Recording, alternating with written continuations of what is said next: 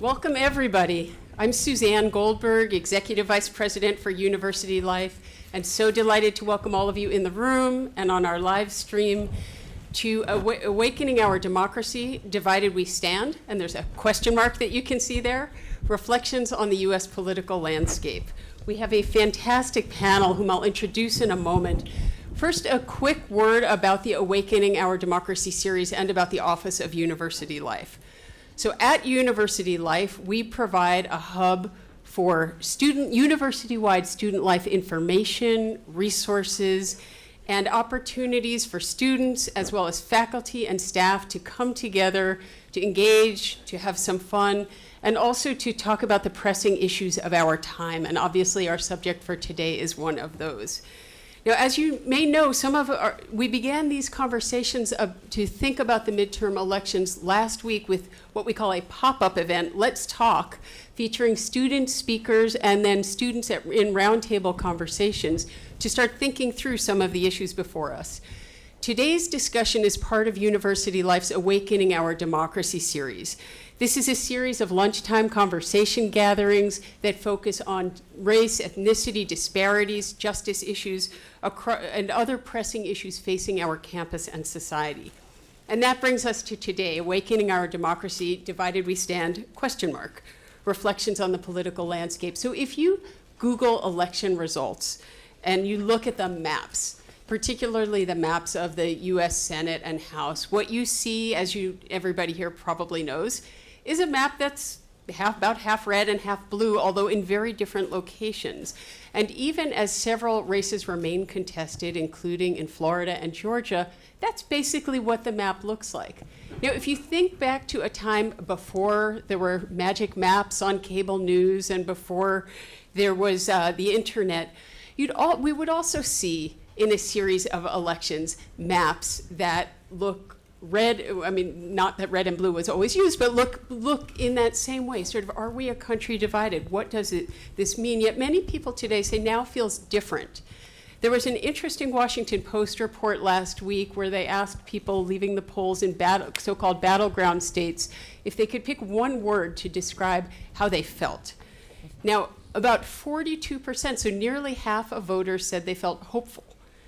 More than a third, though, said the principal word that came to mind for them was angry.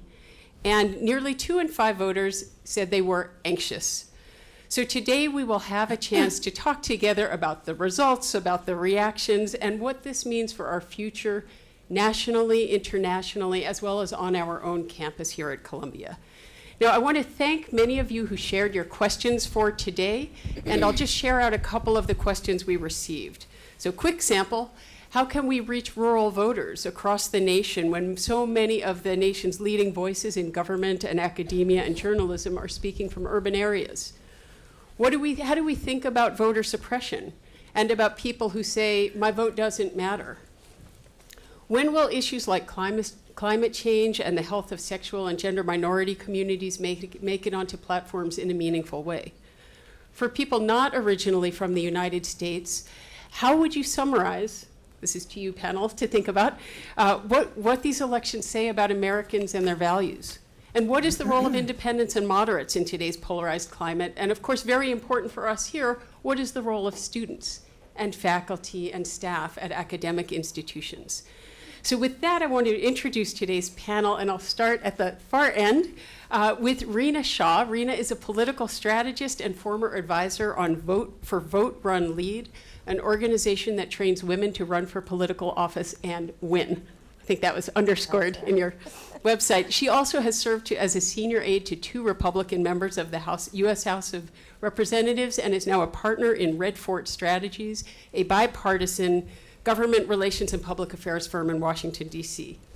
Next to Rena is Professor Nicholas Lemann. He's the director of Columbia World Projects and the Dean Emeritus of Columbia Journalism School, where we are today. He is a prolific author as a staff writer for The New Yorker, author of 5 books, additional reporting on national affairs just about everywhere you can read, including the New York Times and the Washington Post. And if you haven't seen it, I do encourage you to read his recent profile on Claire McCaskill and the Senate race that she faced and recently lost by 6 points in Missouri. against her Republican challenger. Next to Professor Lemann is Professor Michelle Adams. She joins us from Cardozo Law School, where she co-directs the Floersheimer Center for Constitutional Democracy. Professor Adams' scholarship concentrates on affirmative action, race, sex discrimination, and housing law, and she is the author of a forthcoming book, publication House just announced at Farrar, Straus and Giroux, on the end of school desegregation. Professor Adams has also been a commentator for the New York Times, the New Yorker, and earlier in her career was a lawyer with the Legal Aid Society. Next to Professor Adams is Laura Williamson. She works as a policy analyst with Demos, a public policy organization working to reduce political and economic inequality through research, advocacy, litigation, and strategic communications.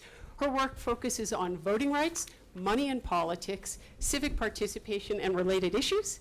And her prior experience includes leadership of Young People For, an organization dedicated to developing the next generation of progressive leaders.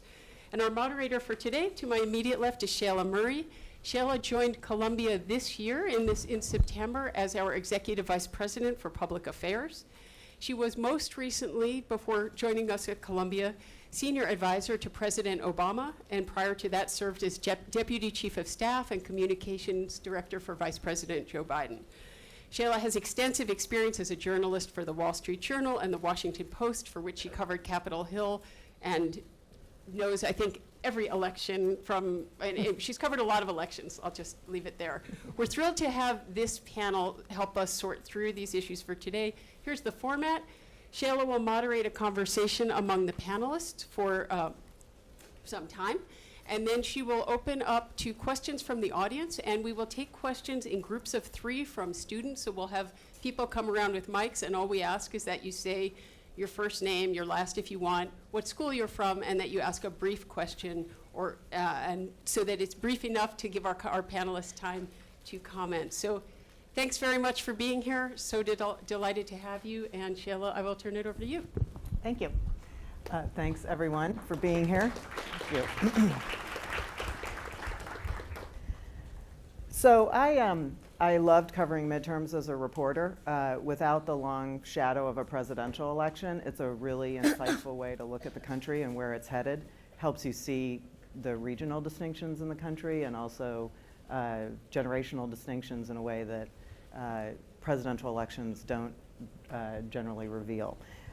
So there's a lot to be learned about the country right now, I think, and we want to start this off with some questions for our panelists on some of the big themes from this election, not just the individual race outcomes, but some of the takeaways of what's happening in our country.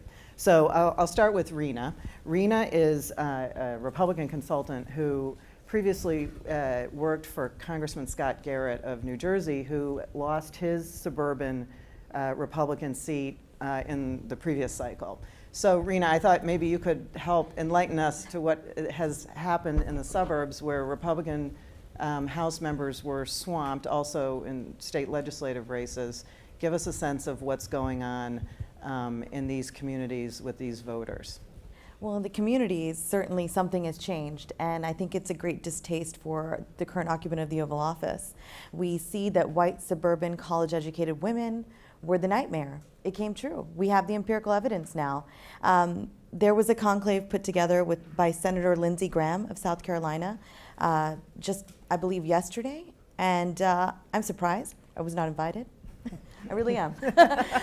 I'll tell you why, because I've been on the forefront of working on Republican women's issues for quite some time now, ever since I left Capitol Hill, which was 8 years ago. And so when we don't have a seat at the table, the Republican women who've been on the front lines, we know that our message is being lost. We warned of this for a long time. There's massive electoral losses. We see that the number of Republican women in the U.S. House of Representatives is now down to 14. That was down from 23. That's staggering. We were already low. There are more Democratic female senators in the U.S. Senate than there are Republican women in the House of Representatives. That's shameful. And so this conclave, I assume, was brought together out of concern for these suburban voters. But it's very simple. White, college-educated women in the suburbs love pro-business policies. They love the economic message of the Republican Party. They're not so sure about the rhetoric they're hearing from President Donald Trump. And we see it now. Midterms are very interesting What are that they way. hearing that alarms them? What are these messages? Are these the caravan, the xenophobia, the racism, the us versus them, the divisive rhetoric? Is that what's turning them off? Well, the misogyny. I hear from a lot of Republican women in that we always knew that President Trump had a problem with women. You know, he's on his third marriage. It's really evident that this is not a person that was a lifelong evangelical Christian. But what was so confusing and remains to me so is that evangelical Christians, they really gave the president this presidency. And so for them, I think we've got to go deeper.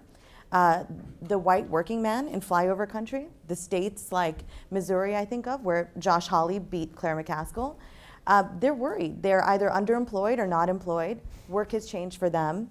And the Republican Party gives them a message that these others are coming, either to blow up your buildings from Saudi Arabia or to take your jobs from Mexico. And it's a very scary message. And while the economy seems to be going well, what drives people to the polls? National security. And I think that's why Republicans were able to come as close as they did in the suburbs. Right. But those women, the women really hate the misogyny. They don't know how to explain to their very young children how to level up what they're hearing in school and from home versus what the president is saying. Thank you. Michelle, Yes. after the riots in Charlottesville, you wrote an essay about where you reflected on it, and you wrote, "The question now is whether we are entering a prolonged period of racial retrenchment, much as we did after 1877, or whether this is just a speed bump on the road to a more multiracial and egalitarian society." Reflecting on some of the developments last week, we saw some interesting movement in the South. Progressive African American candidates came very close to winning the governorships of two very important states, Florida and Georgia. Democrats also flipped a House seat in South Carolina and a couple of very Republican districts in Virginia, old Virginia, not Northern Virginia. Do those results help clarify this question for you or get you closer to an answer? I want to say it was the best of times, it was the worst of times. There's part of me that I feel like in order to understand what happened last week, you have to hold two potentially conflicting ideas in your head simultaneously. The first idea is that this country is racist. The second idea is that there have never been more anti-racist white people in this country at this time. And those two things, I think, are happening simultaneously. There's a part of me that's incredibly optimistic, given what we saw happen last week and what's still unfolding. We were saying beforehand, before we got on stage, that I was really happy we didn't have this, say, last Wednesday or last Thursday. Because I think the election looks really different today than it looked last week. You mentioned what Florida and Georgia. We don't know what the outcome's going to be in Florida and Georgia, right? We could be looking at a runoff or a recount in Georgia. We're looking at recounts in Florida. My guess is that it's unlikely that it's going to change the result, but you don't know, right? Just as a reminder too, in Florida and Georgia, those Democratic candidates, both progressive African Americans, beat much more traditional white Democratic primary opponents who were viewed as the weaker primary candidates, but could win statewide because they were more moderate white Democrats. Yeah. And yet both Andrew Gillum and Stacey Abrams came as close to the water's edge as you could possibly get to winning those races. And certainly Stacey Abrams has outperformed many, any Democratic candidate for governor in recent memory in Georgia. Let's take a step back and talk about why I'm optimistic. And then I can sort of, add a couple of reasons why I'm cautious. I'm optimistic because if you go back to 2016, there was a book that came out by Steve Phillips. I don't know if you all saw it. It was called Brown is the New White. And I think he had an op-ed in the New York Times a couple of days ago. And the thesis of the book was basically that the Democratic Party was poised to be able to win across the country. But in order to be able to do that, they had to change the way they were doing business. And what he meant by that was to say that the Democratic Party had to begin to put money in different places than it had put it in the past.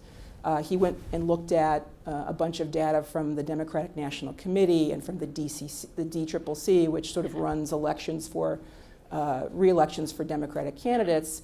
He looked at how they were spending money, and basically he said, we're spending money on all these ad buys, we're spending money on big firms, but we're not spending a lot of money on getting out the vote. We're not spending a lot of money on the ground with organizations that actually know people in neighborhoods and can help them get out to vote. And so what he suggested is that if we did that, if the Democrats did that, and combine that with running a really exciting candidate, like say someone like Barack Obama, that in fact you could put together a coalition that would include people of color, progressive whites, gay men, lesbians, LGBTQ community, and that you could win in many, many, many jurisdictions. And I think the reason why I'm optimistic is that you see some evidence of that working both in Florida and in Georgia, right? Again, we don't know what the outcome is going to be in those elections, but if you're correct that if you look at the fact that there was extraordinarily high turnout in those races, and the fact that someone like Stacey Abrams did better than moderate whites have done running a statewide election, it gives me a sense of optimism to be able to think that even in the Deep South, you can put together a coalition that can win. Maybe not this time, but next time. And so for those reasons, I continue to be optimistic, because I think that instead of thinking about Democrats sort of running the resistance, actually we should reconfigure that and talk about the fact that we're the majority, right? When you add up sort of all the different groups, progressive whites, you actually can put together a majority coalition. The caveat to that, I think, though, is when you look at some of the structural constraints that make it difficult for that emerging Democratic majority to lead, those structural constraints are there. And we can talk about those maybe a little bit more, about sort of how our elections are structured. The other caveat I would add would be that white folks are still incredibly susceptible to racist appeals, right? 73% of white women in Georgia voted for Kemp, that was Stacey Abrams' opponent. And the fact that the president was able to use racist appeals effectively, I think had a tremendous sort of impact in these races. So those are the caveats that I would give. Thank you. Nick, so you spent some time with Claire McCaskill in Missouri. Claire McCaskill is a feisty, independent Democrat, long battle-tested holdout in the Midwest. And she talks very eloquently in your piece and just generally about confronting the Fox News effect in huge many corners of her state, where really the only media people are consuming is either Fox News or conservative-owned radio and TV stations. So a number of you asked questions related to this sort of rural-urban divide and what's going on in Middle America, and how come the coast and Middle America seem so disconnected. I think Claire McCaskill, the story of Claire McCaskill, helps illuminate that story a little bit. Can you tell us what you learned traveling around Missouri with her and talking to her? Well, first of all, the problem with the conservative media effect as an explanatory factor is, I'm told, although I don't know if anybody knows this from personal experience, you can actually watch Fox News in zip code 10027. Yet somehow people here are able to resist its powers, So, and people in rural Missouri can watch MSNBC. So in a way, it sort of begs the question of why do some places in the country seem, very susceptible to the siren song of right-wing talk radio and TV, and other places seem immune. So there's a kind of underlying thing going on. Which is complicated and hard to pinpoint. I think this is an election that was showing up as tide, toss-up in the polls. The last poll to come out, which was an NBC poll, showed McCaskill ahead by 2, and then Hawley won by 6. So it was kind of an outlier election in the modified blue wave trend. And I would say, the deciding factor, if I had to guess, well, 2 things I want to highlight. One, Trump himself. There are a lot of parts of Missouri where Trump is incredibly popular, and he came to Missouri 5 times during the fall campaign, including twice. My mic is off. Okay. Yeah. Where is the switch? Did I turn? It's on the top, Oh, okay. right here. Okay. Now is it on? Perfect. Sorry. Okay. I won't take it from the top, but Trump went 5 times. The very last moments of campaigning were in Cape Girardeau, Missouri, with Rush Limbaugh on one side and Sean Hannity on the other.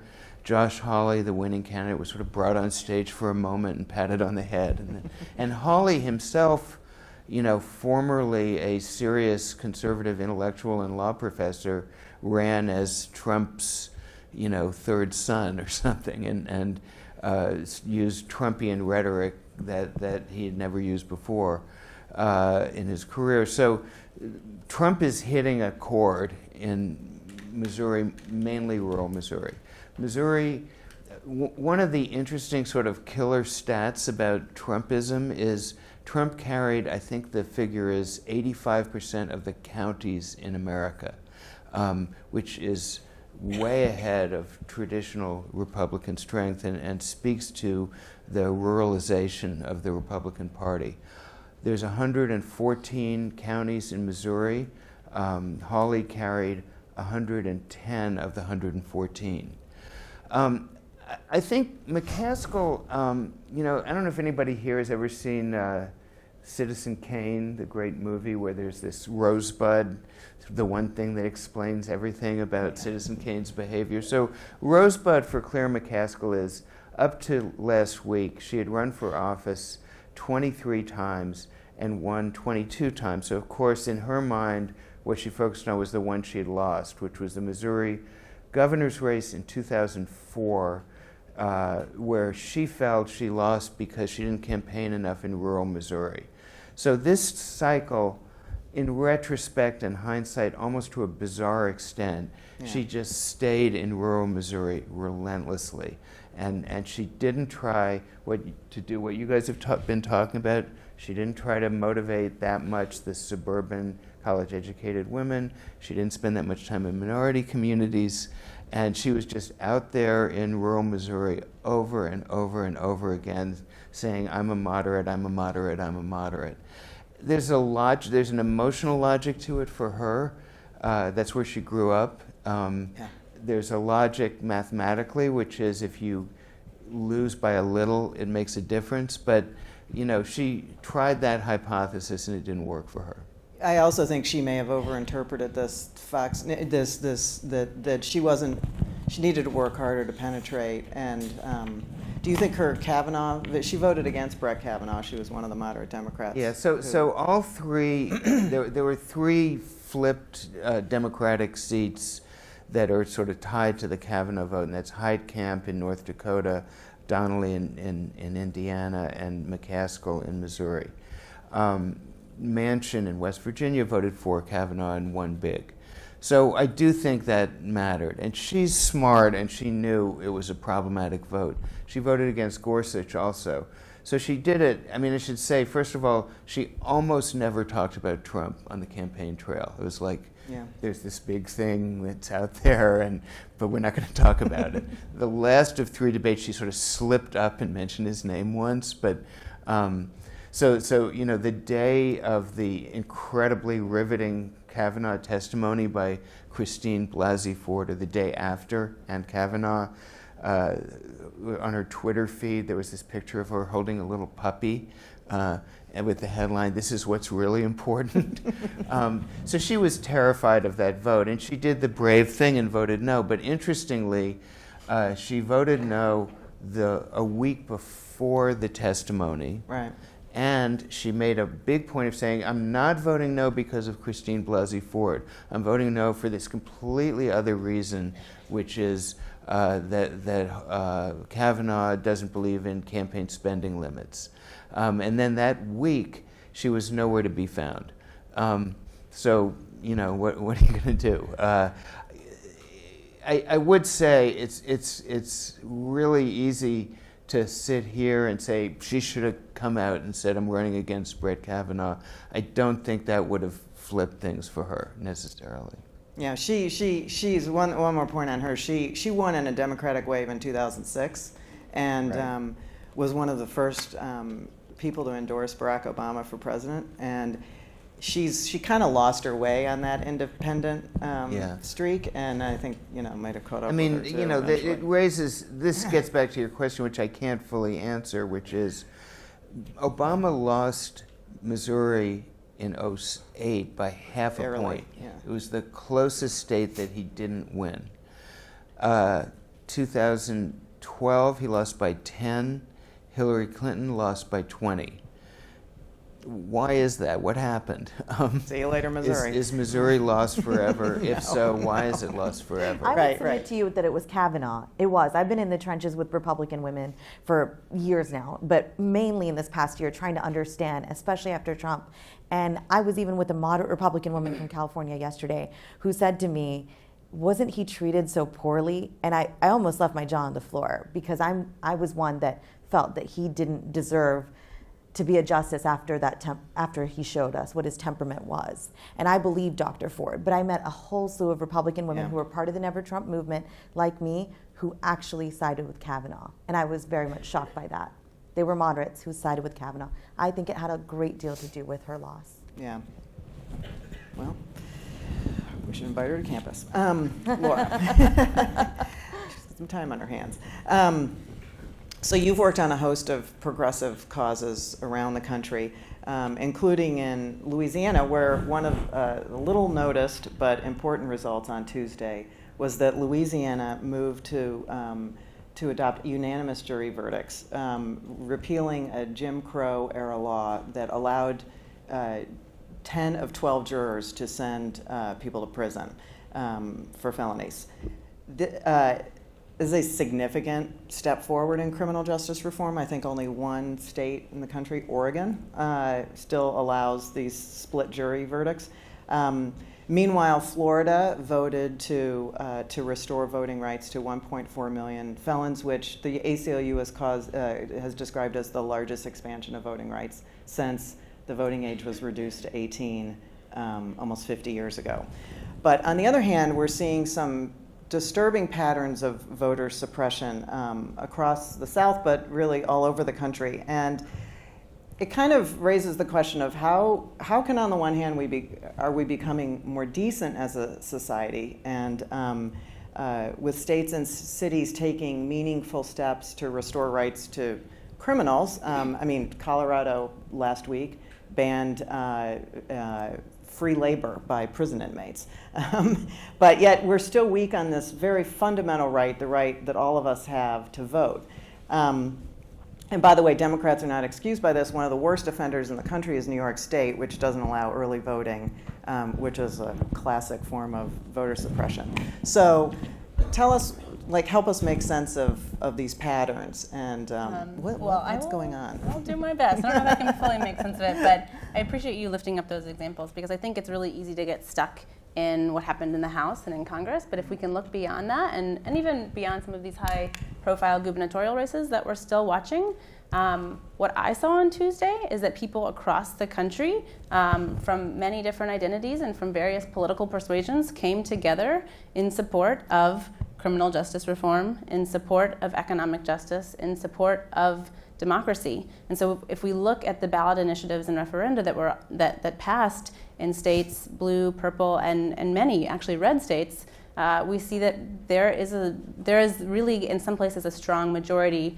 of people who want to vote for policies that work for working class and middle class people, that ensure that the ballot box is accessible to people regardless of race and class, that begins to chip away at the sort of seemingly monumental injustice of our criminal justice system, like we saw in Louisiana. And I think it's worth noting, particularly on the Florida example, on Amendment 4. We're watching Florida closely for many reasons right now, and whatever happens with the outstanding elections, they'll clearly be decided on a razor-thin margin. But what happened on Amendment 4, which was this rights restoration initiative for formerly incarcerated people, is that more than 60% of Floridians voted to pass that, as they had to, actually, by state law. You have to have a 60% plus majority. So clearly, that coalition of people crossed lines of race and of class and of political persuasion. We also saw in places like Missouri and Arkansas that strong majorities voted in favor of raising the minimum wage. In Michigan, in Nevada, people passed automatic voter registration, which is also a very powerful tool for bringing more people into the political process. Marylanders showed strong support for same-day registration. Voters in 3 states rejected gerrymandering in favor of independent redistricting processes. Voters in 6 states either voted for Medicaid expansion or elected governors who have promised to expand Medicaid. And so these are not in many cases slim majorities. Including these Idaho. are strong. Yeah, these are red states: Nebraska, Idaho, Utah, many others, and they're majorities that again necessarily cross many of these lines, perceived lines of division that certain politicians would like us to believe that we are separated by. And so I actually find great hope coming out of Tuesday's election. I think it's also worth double clicking on or underscoring your point, Michelle, that at the same time, we saw clearly on Tuesday, as we saw in 2016, that people are also still driven by fear, and that we, especially white people and white voters, are highly susceptible still to race baiting and to dog whistle politics. And in places where these tactics were employed, as they were aggressively employed in Georgia and in Florida, people can actually, be more motivated by those politics of fear than by our own economic self-interest and our, commitment to criminal justice reform or true democracy. And so, I take hope, and I also, think we should have our eyes open and be smart about the fact that this potential that we saw in these majorities and these multiracial cross-class coalitions doesn't necessarily mean that we're going to be able to, convert that into real electoral power in 2020 and beyond. Especially again as certain politicians double down on their divisive rhetoric and their dog whistles. But there's real potential there. And I think we should all sort of have our eyes open about that and be smart about that and figure out how to take the lessons we learned outside of Congress on Tuesday ahead. Thank you. So I'm going to move to a series of questions that you all provided in advance, helpfully. Thank you. So one is, when will climate change get onto platforms in a meaningful, aggressive, action-oriented way? I would point out that climate change was actually quite a big issue in a number of these House races in Florida and California, sort of the front lines of climate change these days. But maybe, Rena, you could help us understand, especially with younger voters and women voters. I mean, the messaging around climate change, I think we can all agree, has been quite a failure over the years. How do we reinvigorate this conversation and make progress? I mean, I will say Chicago did ban drinking straws, I believe, so. Well, that is not enough. Yeah, that is not enough. There's a lot of energy out there. I'm a pro-conservation Republican. One of my idols is Teddy Roosevelt. And since I'm in a room with a bunch of college students, I got to tell you, there's a co-ed out there. He's at the University of Washington. His name is Benji Backer, and he started the American Conservation Coalition. Look it up. I believe the handle is ACC_national, something like that. Anyways, look it up. It's a group of pro-conservation conservatives like myself talking about common sense when it comes to really climate change and other issues that impact our environment. And I think you'll be surprised. There have been a number of members of Congress who are Republican who've been supportive of the efforts of this outside group. And when the party's not listening, what do? You do something outside the party structure, which is what I did with women and continue to do. And I've been supportive of ACC's work. So please do look them up because you'll get educated. And not all Republicans hate the environment. I will say, though, we lost Carlos Curbelo, the congressman from Florida, on Tuesday, and that's a staggering loss because he was just one of the very few. There's Congressman Mike Kaufman. We also lost Congresswoman Mia Love. That was tough for me as well. I lost my moderates on Tuesday night. I'm still sort of reeling. This is therapy for me. Right. So yeah, the people who were considered moderates in Congress, moderate Republicans that really care about the environment and introduced bills to really move the needle in terms of Republicans accepting science and accepting some of these greater and better bipartisan solutions that have been put out there. It's going to be tougher. This is a more Trumpian GOP conference now. I mean, he successfully remade the party in his image, and So I say for him, mission was accomplished, unfortunately, on Tuesday night. But we will continue with outside pressure, and we'll do it ahead of the RNC convention coming up in 2020. Push them to put in language in the party's platform. Each state goes and takes their own party platform and sits there. I did run to be on the party platform committee in the last convention. But with a few keystrokes of my name, you can find out I was unseated unjustly from my delegate position to the Republican National Convention. I won't waste any time talking about that here, though. But the point is, unless you have some newer voices at the table crafting these party platforms, and then people like Congressman Curbelo and Congresswoman Mia Love, part of the groups that are putting pressure on the conference to change language, it's just not going to change. Right. So here's a popular one. Do you think that Beto O'Rourke's narrow loss can be characterized as a success for the Democratic Party? Was his nationally fomented celebrity a downfall in his campaign? And to just cut to the chase, Michelle, should Beto O'Rourke run for president? In 2020? Yeah, well, I think he should take Cornyn on. He should run for Senate in 2020. There's another Senate seat that he could run in. He could run for. I think he electrified the state of Texas. Unbelievable, three percentage points he lost by. But the key thing, again, in thinking about what he did is the effect he had on down ballot races, right? So when you look at sort of the numbers of people who came out, that actually I have a stat. I've got a stat on this. Let me pull it out of my pocket. Let me see if I can find it. I can't find it, but I'll memorize it. I think voter turnout was up 63%. In Texas, and so I think what it shows again is this idea of running an incredibly exciting candidate who can connect. So I mean, I think everybody and their mother is going to run for president in 2020. I think running for Senate would probably make more sense. What do you think, Nick, about Beto? Basically the same. You may not know this, but I think I'm the only person up here on the panel who's an admiral in the Texas Navy, so I can really speak with authority here. Get back. And that's an honorific given to people who lived in Texas a long time, as I did.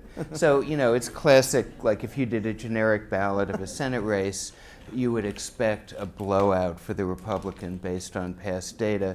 So clearly Beto O'Rourke did way, way better than you'd expect, and you have to consider it a big win for him, even though he didn't win the election, because he beat expectations so much. When I moved to Texas back 40 years ago, it still had Democratic statewide officials. Yeah. But at the time I was living there, that just got wiped out, and it's a big deal for how well he did, really big deal. And it sort of speaks to the whole Senate. I mean, we forget George W. Bush and Karl Rove were really scared about what would happen if an ever more Latino Texas kept the seal tight between Latino voters and the Democratic Party. You forget when Bush was inaugurated as governor of Texas, he arranged to have the governors of all the neighboring states in Mexico sitting behind him on the dais at his inauguration to sort of start his appeal to Latino voters, which never quite worked, but a long way from Trumpism. Yes, times have changed. So what, I like this question. What does winning the House really mean? Where do we go from here? I guess another way of asking this is, should Democrats move to impeach Trump, or should they move to solve some of our big problems? What do you think about that, Laura? I'm going to say a hard move to fix some of our big problems, not actually at the exclusion of whatever they decide that they need to do with their investigative powers. But I think, clearly we have divided government in Washington, and Democrats are not going to be successful in passing and making into law any major progressive reforms right now. But they now have a huge platform to test out a number of ideas that have been just sort of swimming in the, think tanky / sort of sad, sorry, back rooms of the minority halls of Congress for a while, and to test them out and sort of see if they have legs, and to refine them and to figure out what precisely it is, what precisely is it. That will appeal to, again, this broad majority, this cross-racial, multi-class majority of people on issues that we actually care about, that really, really are affecting us. And so, a lot of people will say, whatever, waste of time, don't go passing all these laws that are not going to go anywhere. But I actually disagree. I think that there's a lot that Democrats can do with the House majority, again, to set pieces into place and to figure some stuff out before we, ideally have the opportunity to move on them in a serious way after 2020. Let's just remind the audience in terms of the constitutional requirements of impeachment, just so we're all on the same page with respect to that. So the House impeaches, which means that's the indictment, basically saying this is what the particular official did wrong.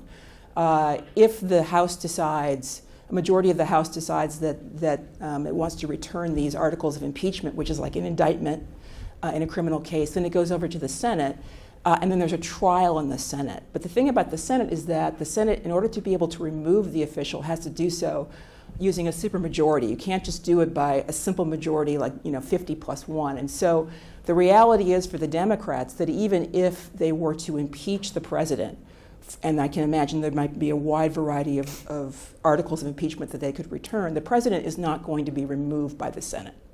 So the Democrats have got to think very strategically about what their role is in the constitutional design, about actually investigating the president, which I think they have to do. I think constitutionally that's the role of the House. But I think they also have to understand that they're not going to actually be able to result in removing the president, and they have to think about what they want politically. I mean, my view is that they can walk and chew gum at the same time, right? So they can go ahead and they can engage in this constitutionally required process of doing the kind of investigation that needs to get done, at the same time doing some of the things that Laura talked about in terms of doing test trial runs with respect to the kinds of progressive legislation that I think we'd like to see get passed. Right.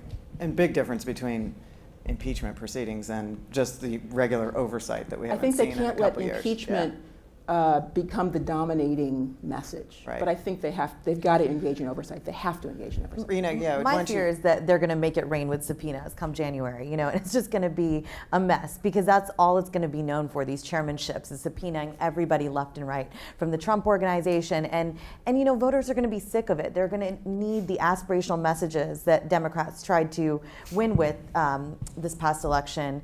And they're going to need to see actual legislation and policies. And I'm just afraid of it being screwed up by the Democrats. I mean, look, the party in power always gets a little overconfident. We got rid of Eric Cantor that same way. And now look what happened to former Congressman Eric Cantor. See, he was super confident. He was in leadership of the House. And then this guy named David Bratt took it from him. And now it just went back to Democrats.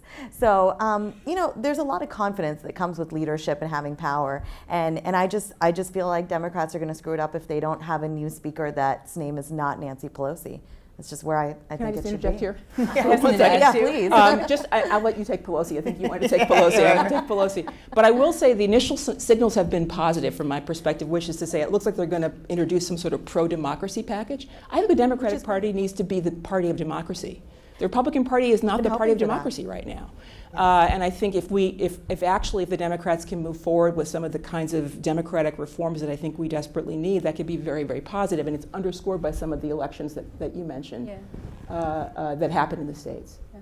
No, I actually was going to sort of echo that. There's legislation that's already written and that is being improved right now that would restore the Voting Rights Act, that would deal with campaign finance issues, that would add new, much more expansive protections for voters and improve access to the franchise and address some of these voter suppression tactics that we've seen that would love to have time to talk more about. And their plan is for it to be the first piece of legislation that they introduce pretty immediately. And young Republicans, I don't have the numbers with me right now, but there's some good research out there showing that amongst young Republicans, attitudes are changing on the influence of money in elections, so on Citizens United and on gerrymandering. So to me, that signals good positive change, and that's why I don't leave the party, because I'm really hopeful in the Republican women and the young Republicans, the 18 to 29 set that I've come across. Do you think there's an opportunity for bipartisanship on some of those issues that you just mentioned? Absolutely, because now that we'll have a divided government, a House that's controlled by Democrats, I'm far more hopeful that nice, give and take that we should have in Congress. From being a former Hill staffer, I know that nothing gets done on Capitol Hill unless both sides come to the middle. And so they're going to force the hand of far-right Republicans to come. So I am hopeful that there will be more bipartisanship now that the House is no longer under control of Republicans. Well, from your lips to God's ears. We We will now begin Q&A. So we're going to take 3 questions at a time, and then we will throw our panel into the to the pyre. Hi, so thanks so much for coming. My name's Andre Liu. I'm a student at SIPA. And I actually had a question specifically for Rena. I'm curious to know why you remain in the Republican Party when so much of what you say aligns with democratic values. And although I understand that, like you, many Republicans are hopeful that there can be change in the Republican Party, why do you still remain when you have seen the way that it's transformed into something else, and when you see that the Democratic Party so much aligns more with what you believe in? Well, the core of my beliefs. We're going to do two more? Yeah, sorry. I'll hold tight. Yeah, yes. Hi, my name is Jose. I'm from the journalism school. And my question is, the midterms kind of showed that Republicans are leaning more towards a Trumpian route. How do you see that going into 2020? And how do you see that after Trump is gone, if he does win 2020?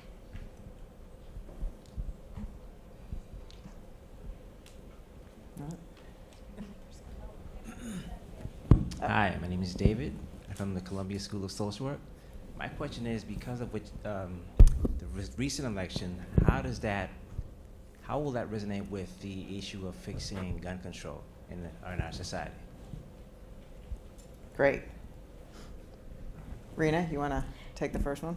Yeah, sure. I'll try to keep it short. You know, the core of my beliefs is that I just don't want the government in my backyard, my bank account, or my bedroom. Now I realize the party's changed, and does a lot of that. You know, regulation is hard. You know, and I think for me, I know what a big government can do. I like limited government because I think when citizens come together and we speak up, public-private partnerships happen, and that's a good thing.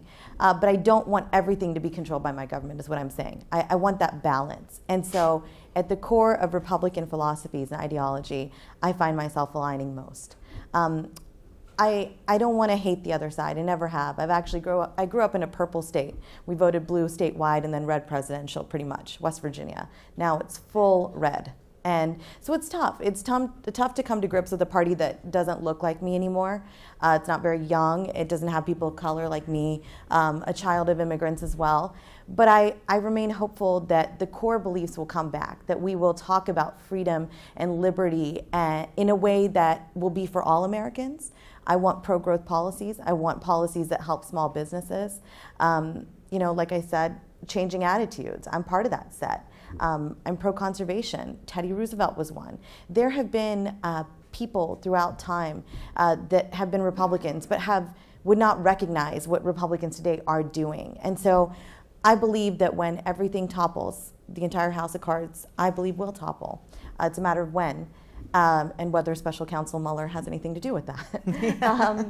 I want to be there to help rebuild the party in an image that I know it's capable of portraying. But right now, people are scared. National security is really big for Republicans. And when you talk about the politics of fear, that drives them to do things that are largely racist and xenophobic. And we have to have honest conversations about that. So I want to be at the forefront of that. And that's why I stay at the party. Thank you. Nick, you want to address this Trump question? The Trump question is tough. You know, if you know nothing else about a presidential reelection, you don't know who the people are, the odds are that the president will be reelected. Second big fact would be, how's the economy doing? So if you have an incumbent and the economy's doing pretty well, there's a very high chance the incumbent will be reelected. Again, not knowing who the incumbent is. So then you get to, you know, the specifics. There's a third of the country or so of the voters seem to just love Trump, and the more stuff he does that everybody in this room would consider completely unacceptable, the more they love him. But that's only a third of the country. So if you will, the sort of natural playbook of politics would favor him.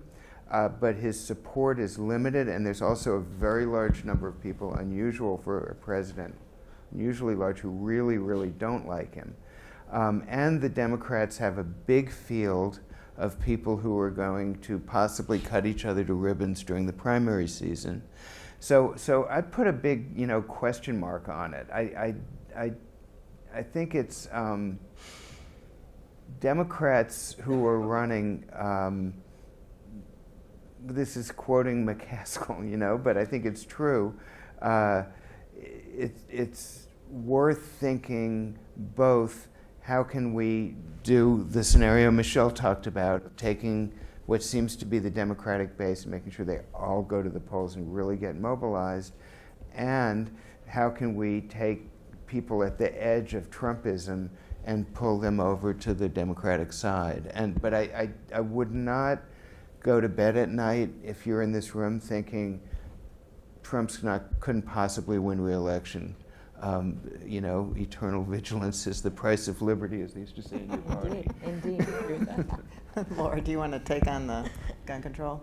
Yeah, I can try. I think this is a particularly intransigent issue. I frankly don't have a ton of hope that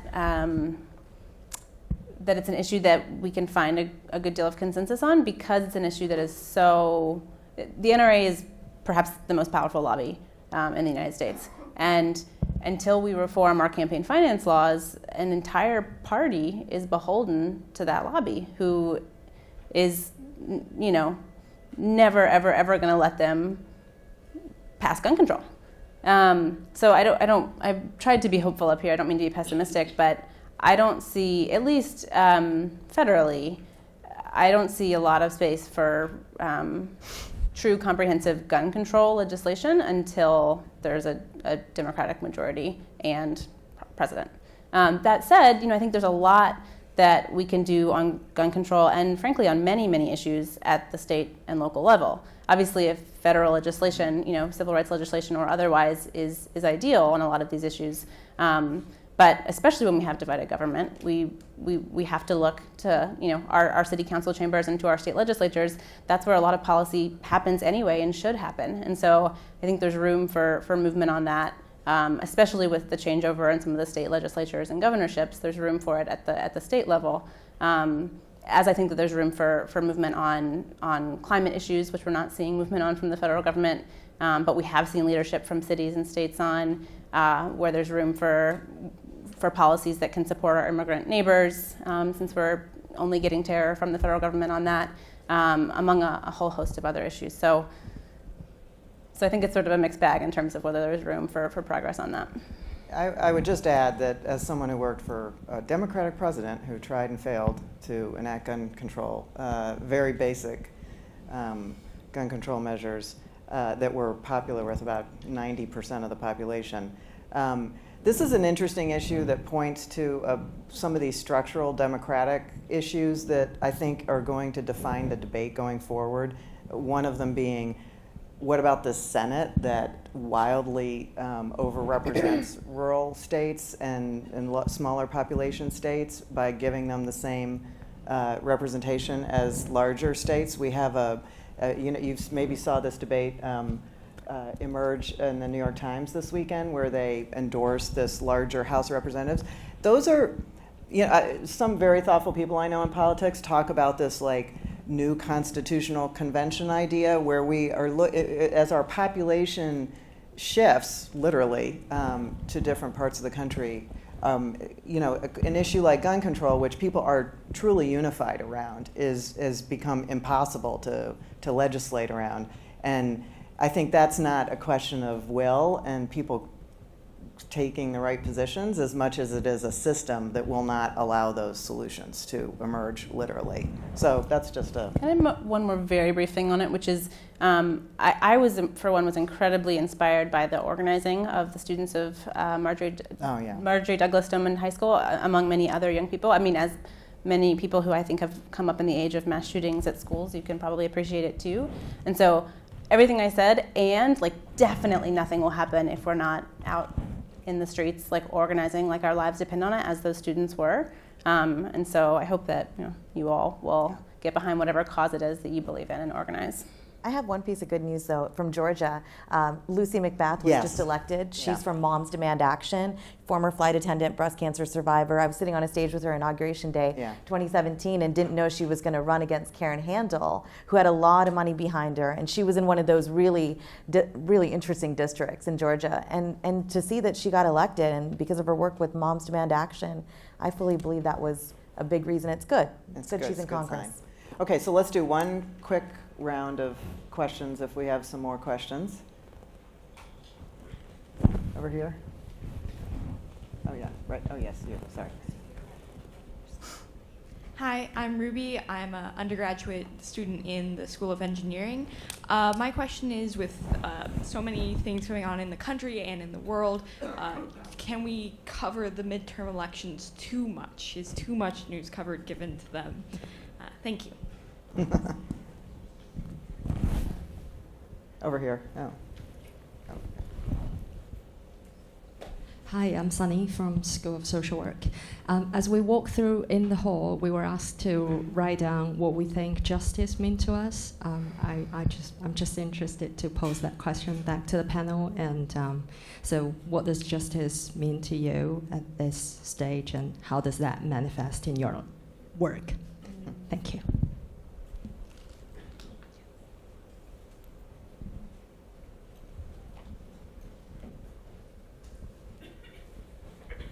Hi, my name's David. I'm in the post-bac program, School of General Studies. I feel incredibly passionately about a lot of things, but I think what some of you have touched on is kind of, before any of those are even relevant, we have to address gerrymandering and campaign finance. I think there are some other things that are sort of obstacles, like some economic things like automation and job exportation, which logically shouldn't be political, but they end up being so. But just to gerrymandering and campaign finance, what can the people in power do, and what can everyone else do about those two things? Okay, great.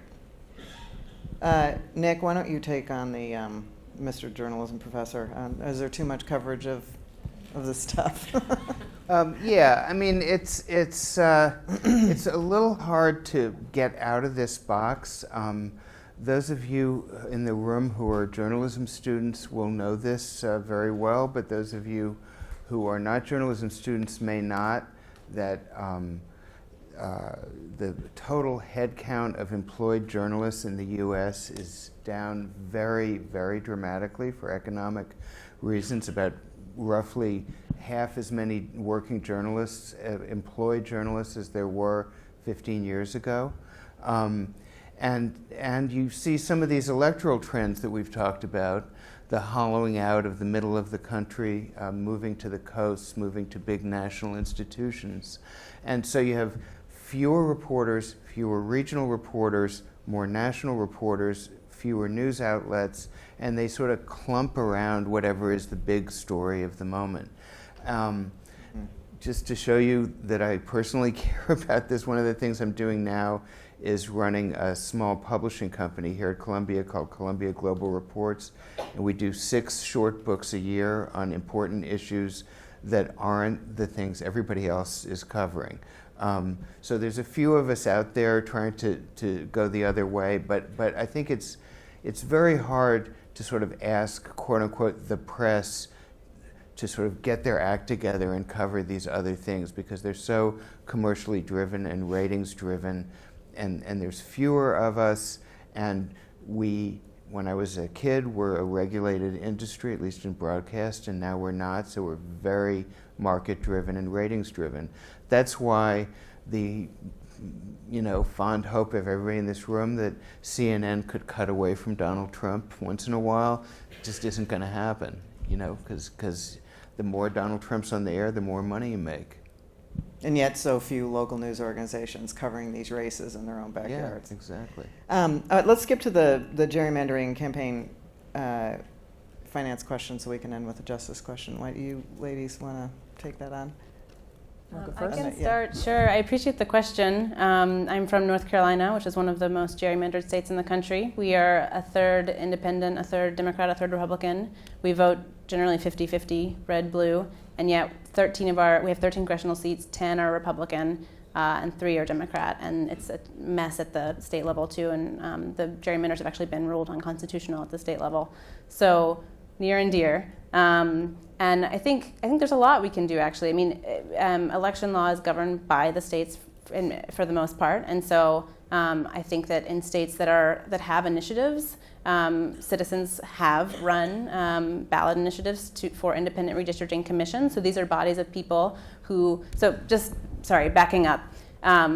In the vast majority of states, legislative districts for the state legislature and for Congress are drawn by legislators themselves, since they have every incentive to draw lines that are beneficial for them and their party, and to draw themselves into safe power, essentially. And that is, lo and behold, what state legislators have done for a long time, and it's particularly egregious since the 2010 redistricting process.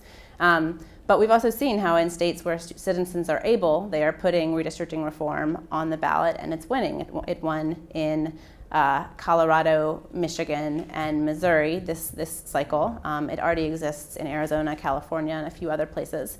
And then I think in states where citizens are not able to put stuff on the ballot, legislators, particularly I think Democrats in this case, who've borne the brunt of gerrymandering this cycle, have to take really courageous stands, including potentially drawing maps that might draw them individual out of office, sort of for the greater good. They have to, acknowledge that this is a real evil in our democracy, and it's a real structural problem that we have to sort of be brave about and try to put an end to.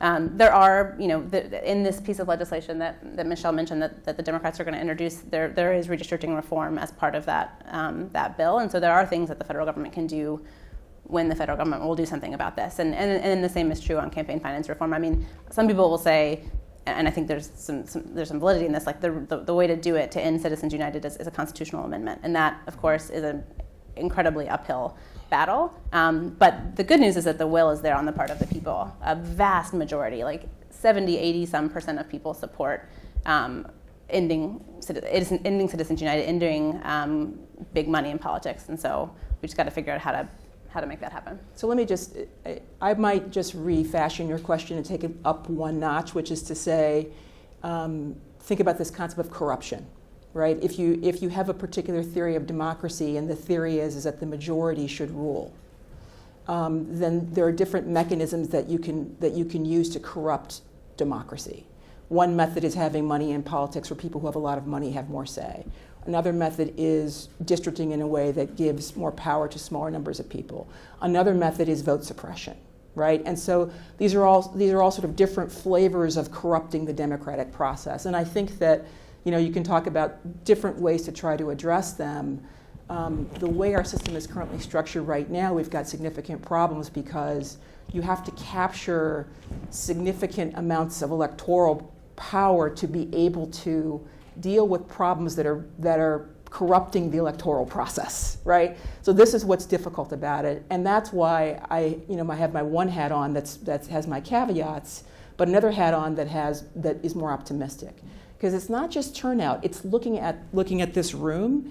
The youth turned out, and that was key, I think, for this election, was seeing, because this has been a big question, is whether the under sort of 30 set were going to vote, and they did. And I think in order to continue to kind of go in the direction where you can deal with these different kinds of corruption, we've got to get all generations involved, and particularly the folks in this room. Let's close with your one-word answers of what justice means to you.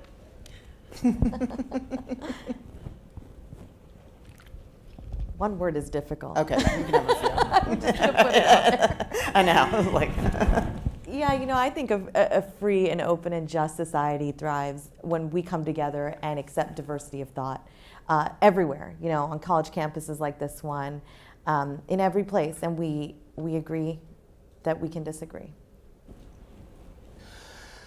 I have a hard time with this because I'll tell you why. The mood of the room is what we would define as justice, plain and simple, is probably pretty consensual in this room, and we believe that if we had true democracy, we would have true justice. That doesn't take into account, and we see this in the Trump voter and so on, a lot of people in this big, diverse country define justice in very, very different ways. And you need to have a system that somehow can adjudicate very differing views of what justice is. I'm more comfortable with a view of justice that says everybody every voice is truly heard and the rule of law applies to everybody in their life and they're not subjected to violations of it.